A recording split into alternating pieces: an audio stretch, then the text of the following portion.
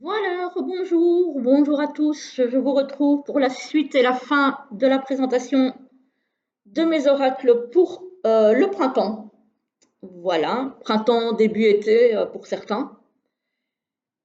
J'ai déjà enregistré les deux premières parties. Je vais les publier à la suite, donc. Et il y aura une partie petite Lenormand que je tournerai un autre jour. Parce que là, j'en suis déjà à 3 vidéos sur la même journée, donc on va peut-être attendre un petit peu. Alors, j'ai l'oracle prédiction des chibis que j'ai déjà commencé à utiliser aussi bien sur la chaîne que sur Instagram, qui arrive dans un beau pochon rose, voilà, avec le logo des oracles de Cricri Christelle, qui a fait ce très très joli oracle. Très très joli. Moi, je le trouve très très joli. Voilà. Le dos est comme ceci. Il y a beaucoup de cartes. Alors, je ne saurais pas vous dire exactement combien il y en a. J'avoue, je crois que c'est une histoire de 77, quelque chose comme ça. Donc, c'est un bon paquet, mais il est tout petit. Donc, il tient très facilement en main. Moi, j'ai des très petites mains. Les tranches sont neutres. Les cartes ne sont pas trop brillantes, juste un peu. Mais par contre, elles glissent très très bien. Donc, voilà. Le dos est comme ceci.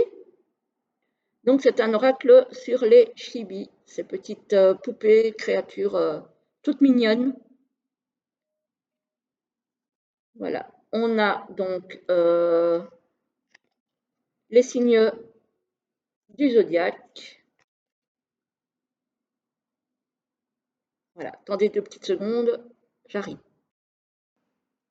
Alors, je suis de retour. Donc, on a les signes du zodiaque. Voilà, avec à chaque fois l'élément auquel appartient ce signe. Voilà. Donc, par exemple, si vous vous demandez si vous allez faire une rencontre et que, par exemple, le Sagittaire ressort dans votre tirage, c'est peut-être que soit vous allez rencontrer quelqu'un du signe du Sagittaire, soit quelqu'un d'un signe de feu. Voilà. Et après, on a les cartes générales. Alors, la particularité de ce jeu aussi, c'est qu'on a un cœur rose dans un sens, et quand on retourne, on a un cœur bleu. Alors, le cœur rose, évidemment, si on tire la carte à l'endroit, ça concerne le sentimental, le relationnel. Si on tire à l'envers, ça concerne les autres domaines. Voilà. Moi, perso, alors, je lis les cartes à l'endroit, uniquement à l'endroit. Et donc, quand je fais un tirage, pour moi, c'est général. Voilà. Sauf si, intentionnellement pour moi-même, par exemple, je fais un tirage sentimental, je vais tenir compte du cœur rose. Mais dans mes guidances, je vais tenir compte à chaque fois de toutes les possibilités de la lecture. Voilà. Parce que je n'aime pas tirer les cartes à l'envers. Même au tarot, alors au tarot, j'ai des positions de blocage, mais je ne tire pas les cartes à l'envers. Ça me perturbe. Voilà. Donc, bon, celui-là, vous allez le connaître hein, à force, parce que vous allez évidemment le revoir, forcément. Euh, voilà, donc ça, c'est un petit peu le style de carte. Voilà, très très joli, très très mignon, et qui répond à tous les domaines. Franchement, il est polyvalent, celui-ci. C'est vraiment chouette. Et puis, il est facile à manipuler. Et ça, quand on a des petites mains aussi, c'est appréciable. Et puis, il est bien pour faire des tirages assez complets, parce que comme il est petit, ben, il ne prend pas trop de place. Donc, il y a moyen de faire pas mal de choses avec lui. Alors, il y a l'oracle de la transformation, voilà, qui est paru aux éditions Exergue. Celui-là, ça fait déjà des années que je l'ai. Ça fait des années que je l'ai. La boîte et rose à l'intérieur. Et j'y reviens toujours. Franchement, je ne m'en lasse pas. J'y reviens toujours. Il sort surtout au printemps. Euh, voilà, bah, transformation, renaissance. Donc ça me parle au printemps. Le petit livret, voilà, très beau. Donc c'est du Dorine Virtue. Moi, d'habitude, je n'aime pas trop ce qu'elle fait, j'avoue. Je ne suis pas une grande fan de Dorine Virtue. Celui-ci, je l'aime bien. Après, la miniature est en noir et blanc. On a une explication de la carte et on a une explication, une signification alternative. Voilà. Donc, on a quand même une page et demie d'explication pour les cartes. Hop. Voilà. Alors, les tranches sont dorées. Le dos est comme ceci, tout bleu. Les cartes sont brillantes, plastifiées. Donc ça, c'est pas mal. C'est pas mal. Et je trouve les cartes magnifiques. Alors, j'adore les papillons. Donc déjà, c'est un plus. Mais je les trouve super belles. Voilà, je les trouve vraiment super belles. Ah, celle-ci, elle colle. Pourtant, il a déjà été utilisé et réutilisé. Hein. Voilà. Essayez de ne pas trop donner de reflets parce que, évidemment, comme elles sont très brillantes, c'est un peu plus embêtant. Mais je le trouve vraiment très très beau. Euh, voilà. Encore une fois, c'est vraiment un oracle de guidance.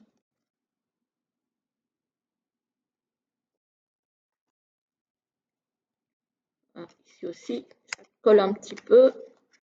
Il y a un petit moment que je ne l'ai pas utilisé. Voilà. Oh là là, regardez-moi ça. Celui-ci, il va ravir les personnes qui aiment les papillons comme moi. Je pense qu'on est nombreux et nombreuses à aimer ça. Voilà. Hop, voilà pour cet oracle-ci. Voilà, je le trouve très très beau. Voilà. Alors, on arrive à la fin, l'avant-dernier, l'oracle de magie pure. Très très beau coffret. Très très beau. Voilà, je le trouve vraiment magnifique. Des éditions Vega. Regardez. Il est beau, hein? Voilà, avec des illustrations tout le tour. Voilà. Ici, on a pareil. Très très beau. Hop. Avec des petites illustrations, le titre. Voilà. Je trouve que c'est un très beau coffret. Alors, on a le guidebook, qui est, ma foi, relativement épais. On a la miniature de la carte en couleur est assez grande. Et on a à chaque fois un peu plus d'une page d'explication des cartes, voire même plus parfois. Le livret est en couleur, tout en couleur. Même le fond est un peu couleur pêche, je dirais, hein, couleur de la couverture. Donc, il est vraiment très très joli. Voilà, bon, ça c'est pour le guidebook. Le dos des cartes, moi j'aime beaucoup. Les tranches sont neutres. Alors, il n'y a pas énormément de cartes. Je ne sais pas s'ils disent ici combien il y en a. 36. Donc, ce n'est pas énorme, mais elles sont de très très bonne qualité. Elles sont mates. Voilà. J'aime beaucoup les illustrations. Celle-là, elle est belle. J'aime pas trop les méduses, hein, mais je trouve le dessin sublime. Celui-ci aussi. cet oracle-ci, je l'ai vraiment acheté pour les illustrations, j'avoue. Je les trouve tellement belles, poétiques, que rien que de les regarder, ça me... C'est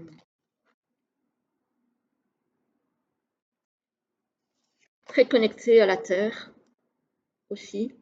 Et moi, je suis très très connectée à la terre et à la nature. Donc ça me parle énormément.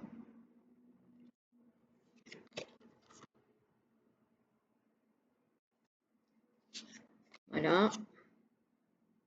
Voilà, donc ça, c'est pour l'oracle de magie pure, qui est paru aux éditions, qu'est-ce que je vous ai dit? Vega, je pense. Hein. Oui, c'est ça. Aux éditions Vega. Et on termine avec un gros bébé, pour le coup. Alors, qui est un tarot, mais que moi, j'utilise comme un oracle, parce qu'il a un fonctionnement assez particulier, que je n'ai pas encore eu vraiment l'occasion de tester, et il faut vraiment prendre le temps de lire tout le bouquin. Donc, pour le moment, je l'utilise en oracle. C'est le tarot de la sagesse des sorcières, qui arrive dans un très très gros coffret, rigide, très joli, magnifique. À l'endroit, c'est peut-être mieux. Voilà. Avec des dorures. Très très joli coffret. Bien lourd. Là, pour le coup, il est bien lourd. Très grande carte aussi. Donc ici, on a un petit texte que je peux vous lire, ma foi. Hein. Voilà. Donc, voici l'intérieur de la boîte. Magie de plumes, de chansons et d'air, éveille, inspire et ouvre à l'univers. Magie de griffes, de foyer et de feu, réchauffe, anime et guide les vœux. Magie d'aileron, de matrice et d'eau, l'amour et les rêves fait venir d'en haut. Magie de fourrure, de graines et de terre, incarne, nourrit et donne vie volontaire. Magie en moi et tout autour, éveille-toi. Les réponses et la guidance de l'esprit, je reçois. C'est beau. Oh, c'est beau, c'est beau. Voilà. Et donc, je ne sais pas si je vous ai donné l'édition de celui-ci. Bah, c'est Vega encore. Hein. Mais là, pour le coup, c'est un très gros bébé. Donc, c'est un... Enfin, il s'appelle tarot. Moi, je ne l'utilise pas en tant que tarot. Voilà. Donc, ça, c'est le guidebook qui est bien épais. Il y a beaucoup à lire. Voilà. Donc, il y a l'introduction, le tarot, signification et magie, un petit mot sur le tarot de la sagesse des sorcières. Il y a la façon de travailler avec le tarot. Donc ça, il faut encore que je lise. Après, il y a toutes les suites. Voilà. Il y a toutes les suites. Hein. Donc, il y a la suite d'air, donc les épées. La suite de feu, donc les bâtons. La suite d'eau, les coupes. Et la suite de terre, les deniers. Et puis, il y a les arcanes majeurs. Alors ça, c'est comique parce que dans ce tarot-ci, on commence par les mineurs. Donc ça, c'est assez particulier aussi. Mais bon, moi, je n'en tiens pas vraiment compte comme je l'utilise comme un oracle. Voilà. Le pochon doré, comme toujours. Les tranches dorées pailletées, comme souvent. Toujours aux éditions Vega. Et on a de très grandes cartes. Alors, le dos est comme ceci. On a de très très grandes cartes. Franchement, c'est... Pour un tarot, je trouve que c'est trop grand, justement. Donc, voilà. Pour moi, il me parle comme oracle, mais pas... En tarot, il ne me parle pas. Il me parle pas. Maintenant, bon, il faut peut-être prendre le temps de lire le guidebook, hein, chose que je n'aime pas faire, moi, en fait. Parce que c'est rare que je lise les guidebooks. J'aime bien y aller à l'intuition. Et c'est vrai que quand je regarde Par exemple, le 6 d'épée. Bon, celui-là, à la rigueur, il pourrait me parler.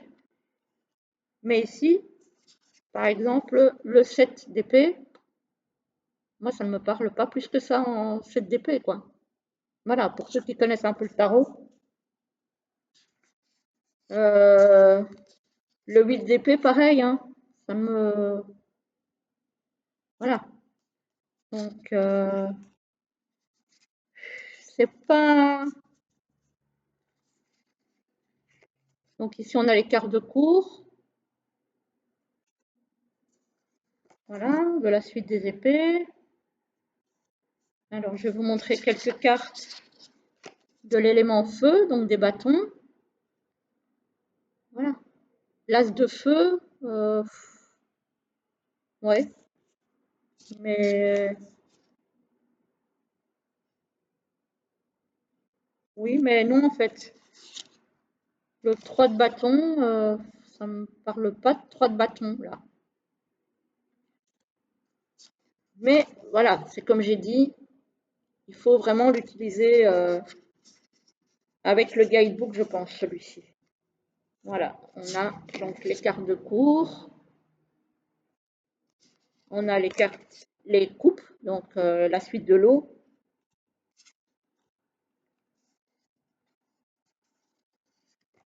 Voilà, voilà. On a les deniers, par exemple ici, le 2 de denier, le 2 de terre. Moi, ça ne me parle pas. Encore une fois, c'est vraiment particulier. Moi, il me parle vraiment comme un oracle et pas du tout comme un tarot. Maintenant, voilà, je ne sais pas si certaines d'entre vous l'ont.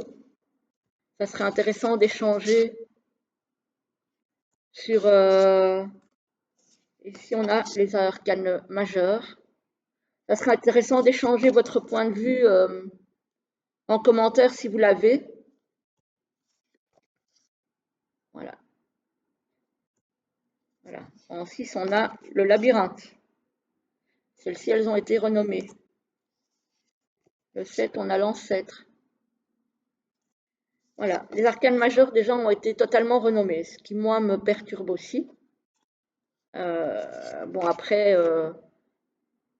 je connais un petit peu le tarot, donc je sais plus ou moins les cartes auxquelles ça se rapporte, hein. Comme ici, par exemple, la justice, hein, avec l'équilibre. La roue de fortune. Ici, on a l'arcane sans nom. Bon. Voilà, donc en résumé, c'est un très très beau tarot, puisqu'il l'appelle tarot, mais moi, je n'arrive pas à l'utiliser comme ça, franchement. Et, euh, et si je dois potasser le bouquin, ça va me décourager. Voilà. Donc, je l'utilise comme un oracle. Et c'est pour ça qu'il fait partie de mes vidéos oracle.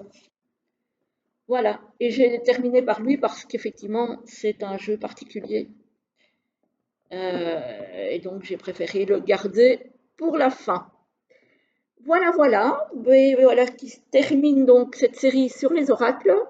J'espère que ça vous aura plu. Vous pouvez me mettre en commentaire évidemment vos avis. Également me demander des reviews sur les jeux que vous voudriez éventuellement voir plus en détail, si je ne les ai pas encore présentés. Et puis, je vous retrouve très très vite pour les petits Lenormand. Voilà, à très bientôt. Je vous souhaite une belle journée.